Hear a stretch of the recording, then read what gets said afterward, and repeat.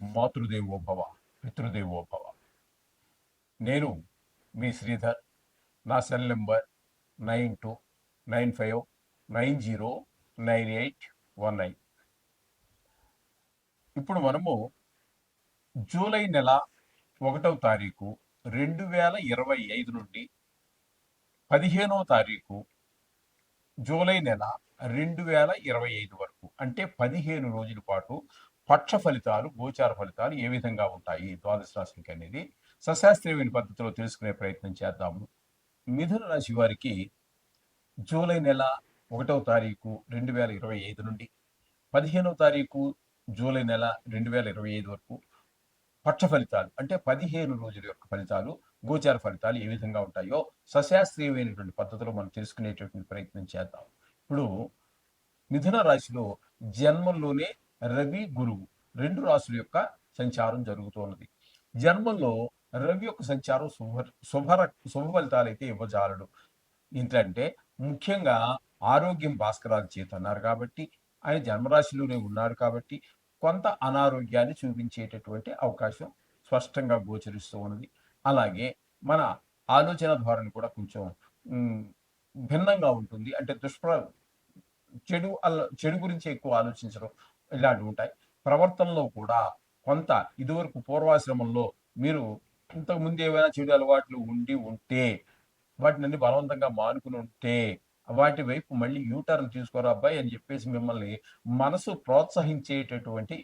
మీ మనసే ప్రోత్సహించేటటువంటి అవకాశం ఉంటుంది. కాబట్టి దాన్ని బలవంతంగానైనా మీరు నిగ్రహించుకోవాలి. ఈ విధమైన ఫలితాలన్నీ కూడా రవిగ్రహ జన్మంలో సంచారం వల్ల కలిగేటటువంటి ఫలితాలు. ఇకపోతే గురువు కూడా జన్మంలో మనకి శుభప్రదమైనటువంటి ఫలితాలు ఇవ్వడం. ఆయన గురువు ధనకారకుడు కాబట్టి ఆయన కొంచెం ధనానికి ఇబ్బంది పడేటటువంటి పరిస్థితి కల్పిస్తాడు.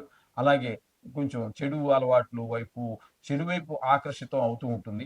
కానీ ఆకర్షింపబడవద్దండి, మీరు బలవంతంగానైనా ఆపేసుకోండి. అసలు ఆ ఆలోచనే రాకుండా చేయండి, మొగ్గలోనే తుచ్చేసేయండి. ఈ విధంగా గురువు అనేటటువంటి అన్ని శుభకార్యాలకి, మన భక్తి ప్రపత్తులకి కూడా ఆయనే కారకుడు అవుతూ ఉంటాడు. అటువంటి ఆయన మీ జన్మలో ఉండి కొంచెం బలవంతంగానే బయటికి లాగుతూ ఉంటాడు. కానీ మీరు నిగ్రహించుకోవాలి మీరు. ఇకపోతే ద్వితీయ స్థానంలో బుధుని యొక్క సంచారం జరుగుతున్నది. బుధుని యొక్క సంచారం ద్వితీయ స్థానంలో చాలా శుభప్రదమైన ఫలితాలు ఉంటూ ఉంటాయి. ఇక్కడ ధనాన్ని మనకి కలగజేసేటటువంటి విధంగా బుధుడు మనకి సహకరిస్తూ ఉంటాడు. వ్యాపారం అయితే లాభాలు వచ్చేటట్టుగా. అదే ప్రభుత్వ ఉద్యోగం అనుకోండి, అక్కడ మనకు ధనం ఏమొస్తుంది, జీతం వస్తూ ఉంటుంది. అంటే కొంతమంది చాలా మంది లంచాలు తీసుకునే వాళ్ళు ఉంటారు.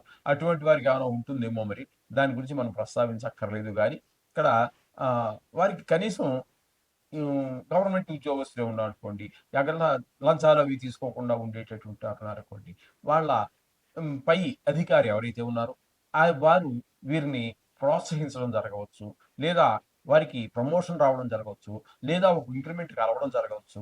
ఇట్లాంటివి మొత్తం మీద కొంత శుభాన్ని తప్పకుండా బుధుడు కలగజేస్తాడు. అర్థమైందండి? ఈ విధంగా బుధుని యొక్క ద్వితీయ సంచారం వల్ల ఆ విధంగా కలుగుతుంటాయి. ఇకపోతే ఇక్కడ తృతీయ స్థానంలో కుజుడు, కేతు రెండు గ్రహాలు సంచరిస్తూ ఉన్నాయి. ఇద్దరు కేతు కుజువతి అని ఒకటి చెప్తూ ఉంటారు. అందుచేత ఇద్దరు ఒక రకంగా సమానమైనటువంటి ఫలితాలు ఇస్తూ ఉంటారు. వారిద్దరూ ఒకే మధ్య అనుకోండి, రెండు గ్రహాలుగా ఉన్నాయి. కానీ కొంతమంది మనం మామూలుగా మాట్లాడుకున్నప్పుడు వాళ్ళిద్దరూ మనుషులు వేరుగా ఆత్మ ఒకటే అంటూ ఉంటాం కదా. అదే విధంగా ఇక్కడ కుజుడు, కేతువు అనేది కూడా మనం అదే విధంగా తీసుకుంటే 3వ స్థానంలో వీరిద్దరికిద్దరు పోటీ పడి మీకు శుభాన్ని కలగజేస్తూ ఉంటారు. అందరూ సహాయ సహకారాలు, ఇంటి చుట్టుపక్కల, ఆఫీసులో, లేదా వ్యాపార స్థలంలో, అక్కడ తెలుసున్న కొన్ని సందర్భాలలో బయట కూడా మనం ఎవరో మనకు తెలియదు, గబుక్కుని ఏదో అక్కడ కింద పడ్డాం బండి మించి అనుకోండి, 10 మంది వచ్చి లేవదీస్తారు. వాళ్ళకి ఏమవసరం అండి? వాళ్ళు కూడా అట్లా తెలిసిన వాళ్ళు, తెలియని వాళ్ళు, ఈ విధమైనటువంటి ఏదో రకంగా మనకి మనస, వాచానో, కర్మణానో ఏదో రకంగా మన సహాయ సహకారాలందరూ కూడా మనకి ఈ కుజ కేతువులు ఇద్దరి వల్ల కడుగుతూ ఉంటాయి. అందులో మనకి డబల్ ధమాకా అంటూ ఉంటారే, అదే విధంగా 3వ స్థానంలో రెండు గ్రహాలు, అవి కూడా ఒకే రకమైన గ్రహాలు ఉండటం వల్ల రెండు ఒకే రకమైన ఫలితాలు ఇవ్వటం ద్వారా చాలా మనకు ఉపయోగకరంగా ఉంటుంది కుజకేతువులు ఇద్దరు తృతీయ స్థాన చలనం వల్ల. ఇకపోతే భాగ్యస్థానంలో రాహుగ్రహ సంచారం ఉన్నదండి. రాహుగ్రహ సంచారం మాత్రం అక్కడ శుభప్రదమైన ఫలితాలు ఇవ్వదు భాగ్యస్థానంలో. ఇది దీని వలన తండ్రి గారి ఆరోగ్య విషయంలో కొంచెం ప్రత్యేకమైన శ్రద్ధలు తీసుకోవాల్సి వస్తుంది. అలాగే ఏదైనా యాత్రలకి అవి వెళ్ళాలనుకున్నా కూడా వెళ్ళలేనటువంటి పరిస్థితి ఏర్పడుతూ ఉంటుందండి మనకిక్కడ. డబ్బులుండొచ్చు, టికెట్ రిజర్వేషన్ చేసుకోవచ్చు. ఏదో అవాంతరం. ఆ విధమైనటువంటి పరిస్థితులన్నీ రాహు వల్ల కలుగుతూ ఉంటాయి. అలాగే విషక్రిముల వల్ల కూడా కొన్ని ఇబ్బందులు ఏర్పడుతూ ఉంటాయి. ఇంకోటేంటంటే ఈ భావాద్భావం మనం చెప్పుకుంటూ ఉంటాం కాబట్టి, ఇక్కడ పంచమ స్థానానికి భావాద్భావం భాగ్యస్థానం అవుతుంటుంది. అందుచేత అక్కడ మనకి ఉన్నటువంటి కొంత కొంత చాలా తక్కువ ప్రభావం పిల్లల విద్య విషయంలోను, స్నేహాల విషయంలోను ఇట్లాంటివన్నీ కూడా కొన్ని దుష్ప్రభావాలు కలిగే అవకాశం లేకపోలేదు. ఇకపోతే దశమ స్థానంలో శని యొక్క సంచారం జరుగుతోందండి. దశమ స్థానంలో శని యొక్క సంచారం ఉద్యోగపరమైన విషయాలలోను, వ్యాపారపరమైనటువంటి విషయాల్లోనూ ఆయన మనకి కొన్ని అడ్డంకులు కలిగించేటువంటి అవకాశం స్పష్టంగా గోచరిస్తూ ఉన్నదండి.